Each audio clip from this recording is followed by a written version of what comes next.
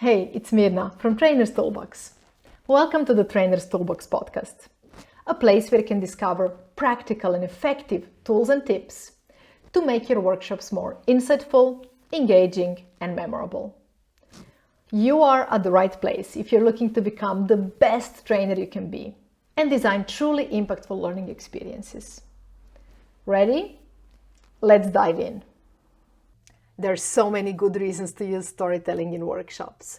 There's so many ways in which storytelling supports learning and makes it more impactful. One of them, it makes it actually more memorable. When we tell a story, it's much more memorable, it's much more sticky for a brain than a theory or a model would be. It also evokes emotion. So in some way, when we listen to a story, it makes us empathize. Maybe we empathize with the hero, maybe we even empathize with the storyteller. Maybe we love that hero, maybe we hate that hero, but we are not indifferent. In some way, we have a certain emotion, a certain attitude towards the story that we are listening. And in that way, we become more engaging, it becomes more memorable for us. Stories also make it more colorful for us because we actually imagine the scenes that the storyteller is describing. We imagine these adventures in our head, and that makes it much more colorful than just, a cold model or a cold fact.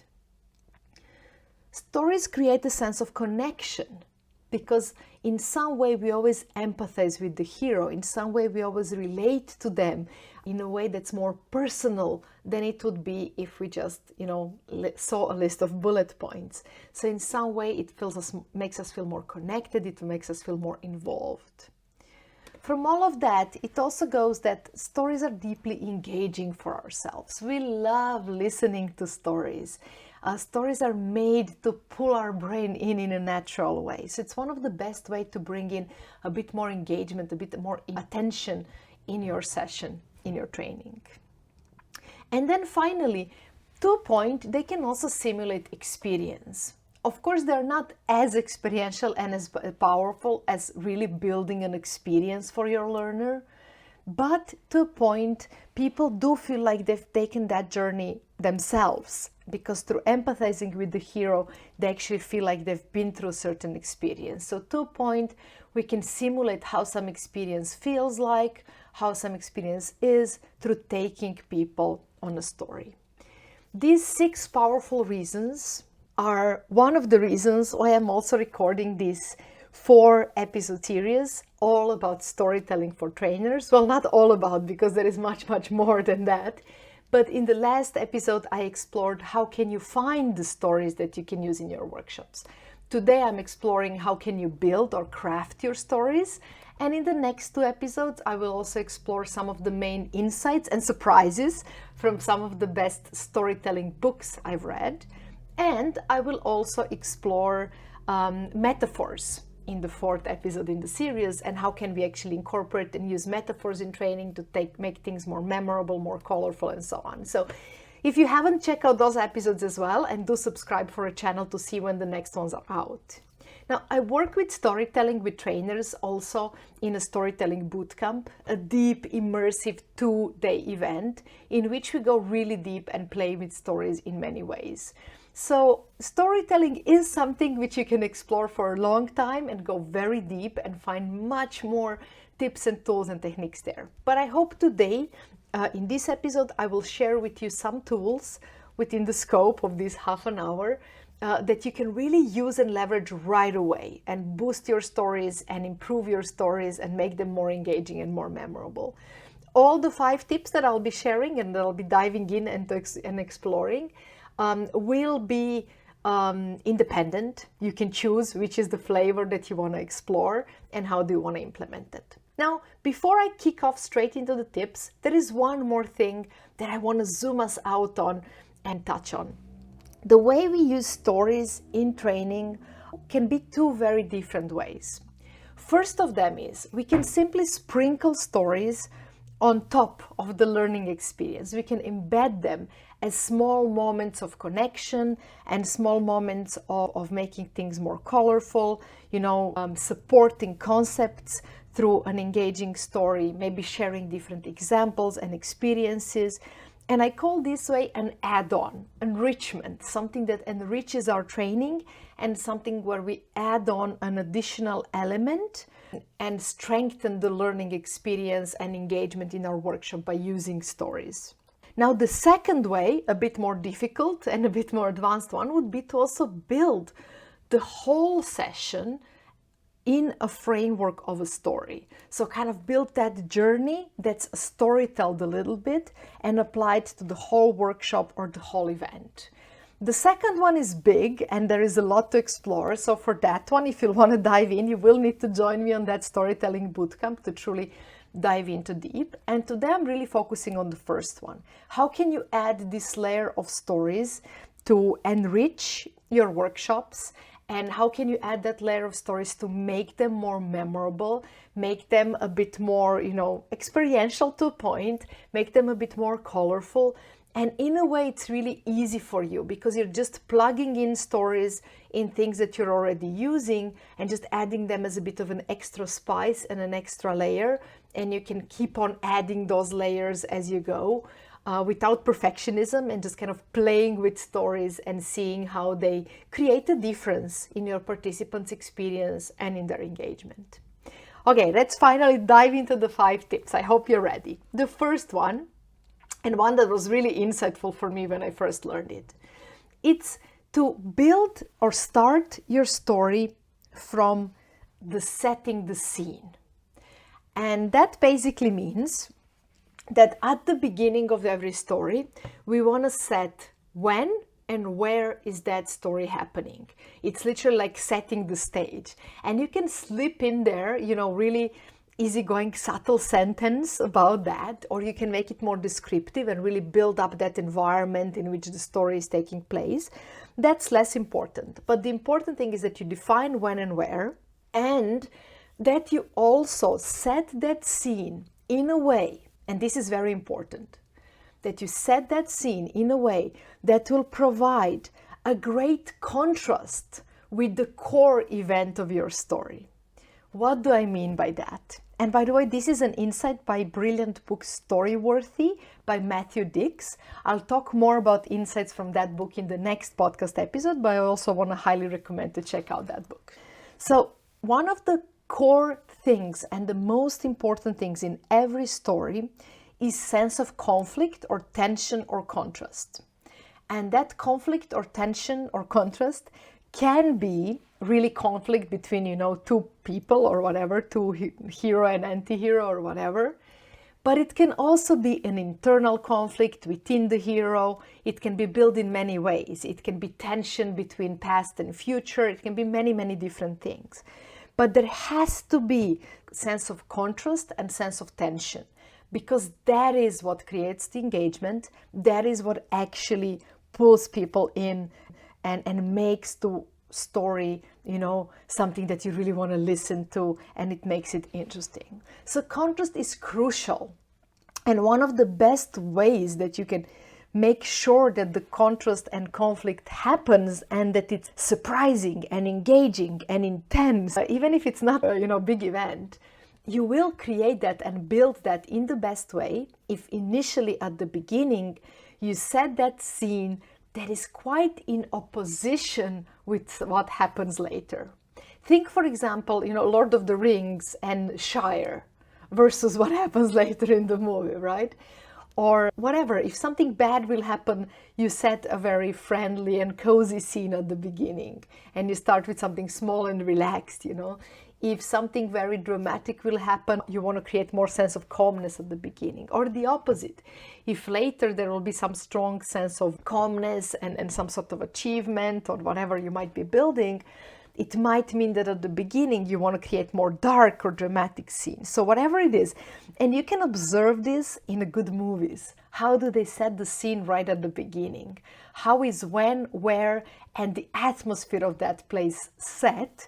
And how is it providing the best contrast for what happens later? Well, also background of the character is built here a little bit, so it's not just about contrast, but it's really also about that. How does it provide contrast for what happens later?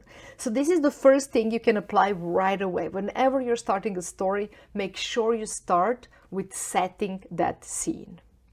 The second tip, and the most comprehensive one I'll be sharing in this video, is all about how do you build structure for a story.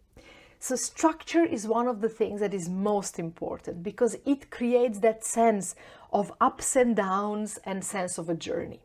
Yet we can create structure of a story in many very different ways. I want to share a couple of them with you, and they're quite different between themselves, from more basic to more complex. I'll share 3 for now, and you can reflect a little bit which of these structures could you actually imagine using within your story. So first of all, if you want to play it simple, you will use the structure of 3 acts. And the idea here is simply, it's one of the oldest and classical story frameworks, and it simply splits the story in 3 separate parts. First part is just a setup. That's kind of that setting the scene, how you build what the atmosphere is and what is actually, happening here. Then the second act is the main, the most comprehensive and the most dramatic. And that's the part of confrontation. That's the part of some sort of tension, of some sort of dramatic event, which builds that tension through different obstacles and leads us to some climax when the tension is the biggest. And then in Act 3, we have resolution. So 3 act scenes is simply setup, confrontation, resolution. The important thing is that it underlines the only thing that truly matters for a story, and that's conflict or tension or confrontation. So if you want to start simple, go with 3 acts. Don't overcomplicate your life with complex structures. Start with this. Simply look for setting up the scene before you launch the conflict, then dramatizing the conflict in the middle, and then reaching that sense of resolution. Now, the second structure that it's hugely famous and really strong storytelling structure is a storytelling journey. And I'll share a visual with you here from amazing book Resonate, which I'll talk more about in the next podcast episode as well.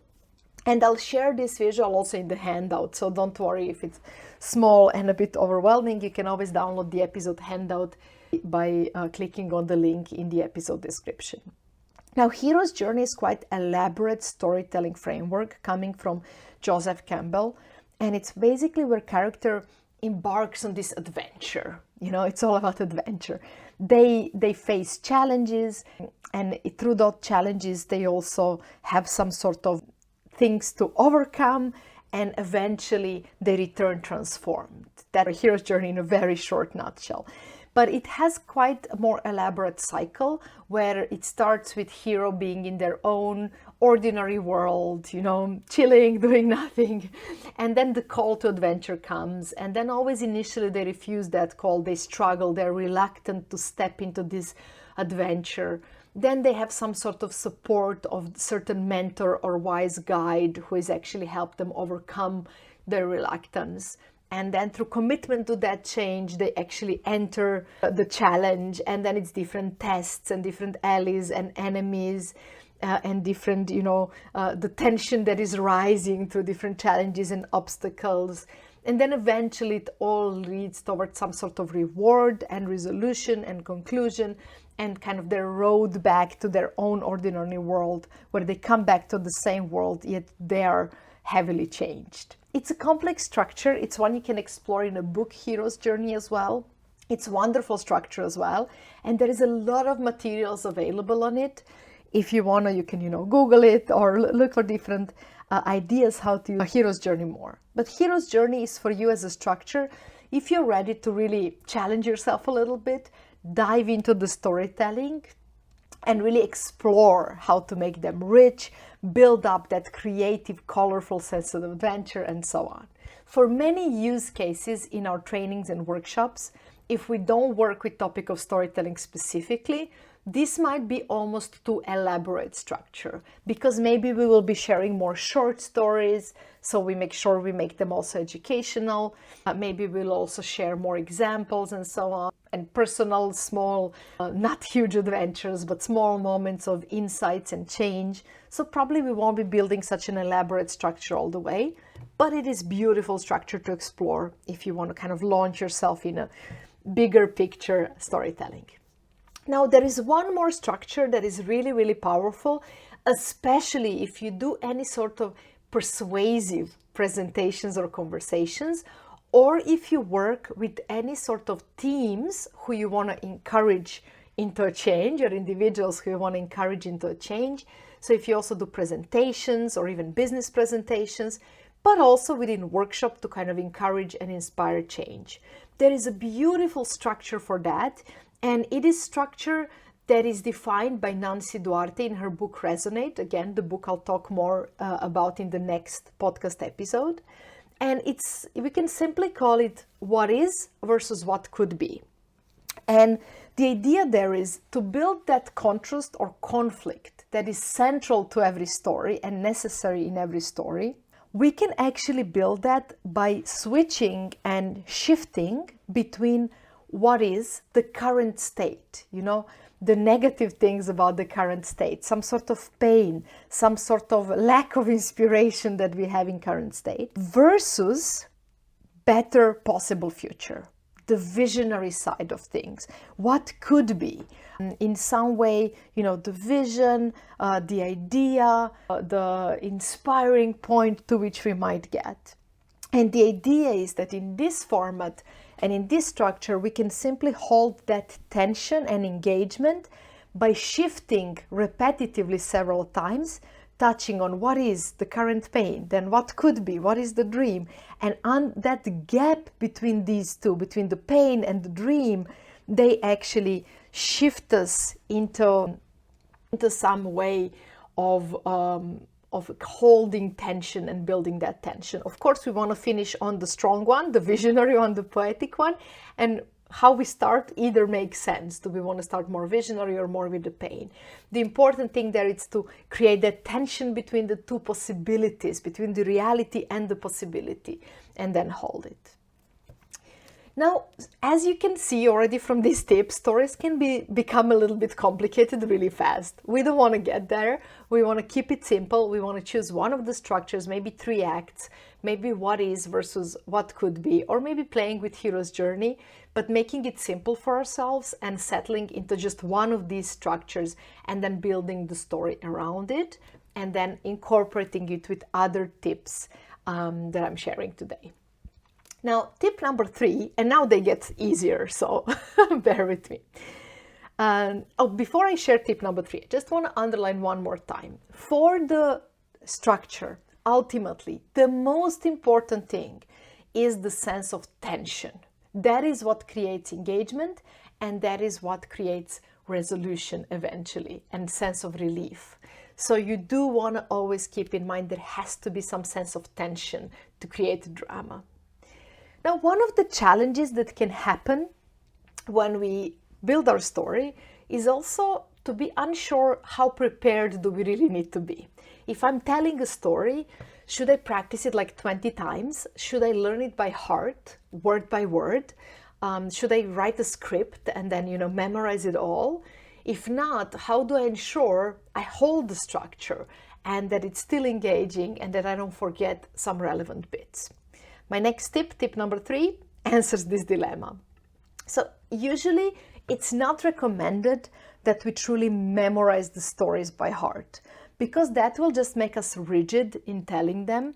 And, we will engage less with our own story because we will be reciting it and repeating it from the memory. So ideally, we don't really want to memorize it in too detailed way. But how do you hold the structure there? It's by thinking about your story as a series of scenes. So you can think of it as a series of steps. What are the main steps? What are the main scenes that need to happen? And when you think like that, you basically just list the main, usually there won't be many, 3, 4, 5 scenes that you will go through. And you remember the order of these scenes.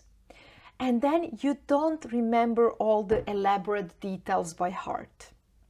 So what you remember first is your scenes and listing down your scenes or your steps, however you want to call them. The second thing you want to remember are the vivid words. What are some of the really important things that will make it vivid to the listener, that will make it colorful and engaging and memorable. So you want to think, what are, for different scenes, what are just the main 1 or 2 keywords, the vivid words that you want to slip in. And then the third thing that I highly recommend remembering is your opening and your closing line. So the first sentence and the last sentence. The first sentence is really a good idea to remember, simply because when you launch into a story, if you're a little bit tense, if you're a little bit, you want to tell it well, you have a little bit of stage fear or whatever, then it's really good to have the first sentence really memorized by heart. And by reciting just that first sentence, you will actually relax and remember spontaneously what comes next. And the closing line is good to remember, simply because the closing needs to be strong. And if you don't remember it, sometimes it can simply water down a bit and kind of, fade out, and then it's not so memorable. So you do want to think, what will be the punchline at the end? What will you leave people with? How will you close it? So that's when we want to memorize our story, it's best to think in scenes. And that's 3 things you want to know. First, my number and order of scenes or steps. Second, how will I enrich it? What are some of the main vivid words? You don't need to have many, 3 or 4 are enough, just to make it colorful and strong.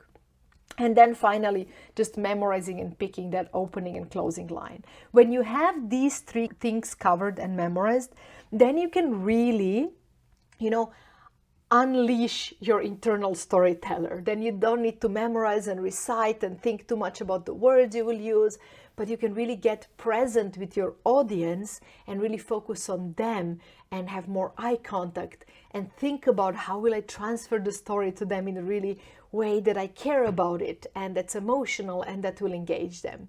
And in that, it really helps if you also look and pay attention to individual faces within your audience, and it really engage with people. And you still, if you have your scenes and main vivid words memorized, that will not distract you, and you will have enough of structure that you can truly follow through your story. Now, I'm just realizing that that's also a really good tip about telling your story, but in reality, I wanted to underline it as a tip when building your story, to make sure to build that list of scenes and couple of main vivid words. Okay, are we ready for tip number 4? Tip number 4 is basically to make your hero's life difficult. Now, what we really want to do, what we really want to achieve in the story is that sense of, relief after climax, and that sense of release at the end, and joy that hero conquered their challenge and that they successfully got the reward and they got back to their world. But if hero just gets that kind of easily, audience doesn't really like that. First of all, there is no drama. And second, the hero didn't really deserve that big lesson or that big surprise. So what you really want to do is you want to raise the stakes for your hero. You want to keep on raising them. You want to keep on pushing them harder, giving them harder obstacles, really stretching them, making it really difficult for them. And at the same time, you want to show how and why are those stakes high for them. You want to kind of subtly explain why they care so much about this thing or this goal or this obstacle or whatever it is.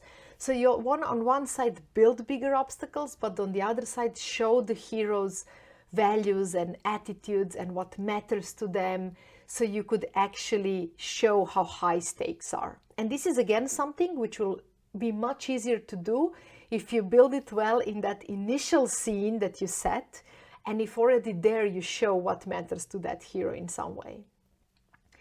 So raising the stake, making it more difficult, one of the best tools to make story more engaging, to make hero more likable, and also to make that sense of closure and relief and release after climax more rewarding and more satisfying for your audience. And finally, the final tip, which is maybe the easiest one to implement. Please start it right away in any story you tell, and that is to seek to use a bit more vivid language. And here is what I mean with that. One of the things that is, or words that is not vivid, is abstract words.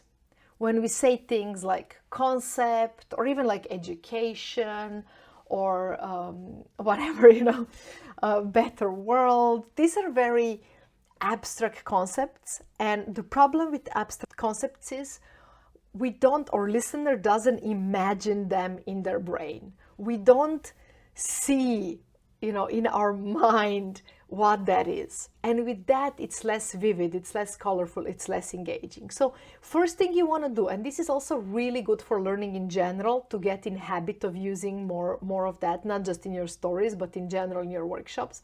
First thing you want to do is using words that are more concrete, inventing symbols, using metaphors, which I'll talk about in 2 episodes, so make sure to stay tuned for that one. But in some way, using the words that will really make it imaginable. That's the goal. Vivid, concrete, imaginable. The second thing is also using sensory language as much as we can. How did something feel physically? What did the hero see? Paint us a picture for the audience. Show us how that felt in terms of touch. Tell us what they heard. What was the flavor, the smell that they were surrounded with, or anything else. Adding those sensory details, and you don't even have to add many, just a couple in a story, maybe 3 throughout the story, will make it so much more vivid, so much more tangible. And then finally making it colorful, and by that I literally mean using color and using more visual verbs. This will make it really strong, and this will make it much more memorable, much more engaging.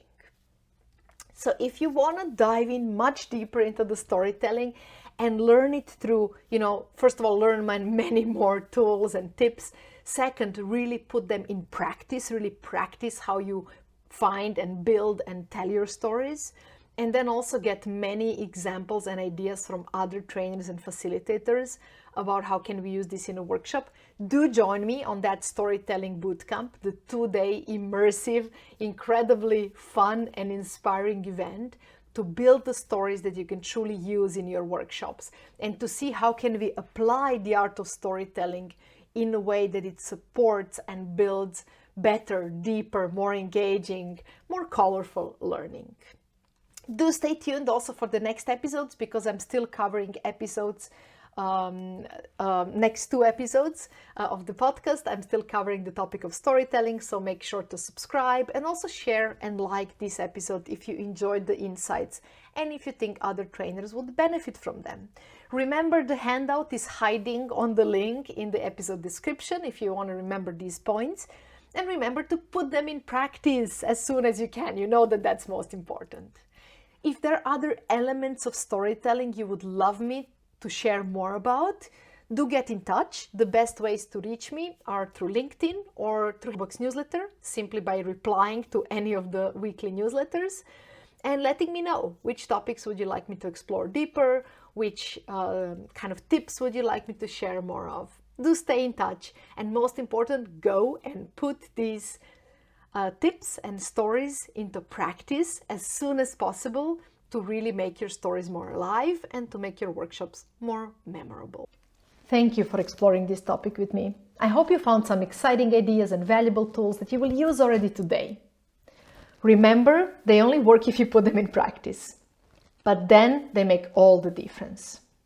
If you enjoy Trainer's Toolbox podcast, do leave a rating and review. It does mean a lot. And if you haven't done it yet, click on the links in the episode descriptions and discover free materials and valuable resources to dive in deeper. See you in the next episode or at Trainer's Toolbox newsletter.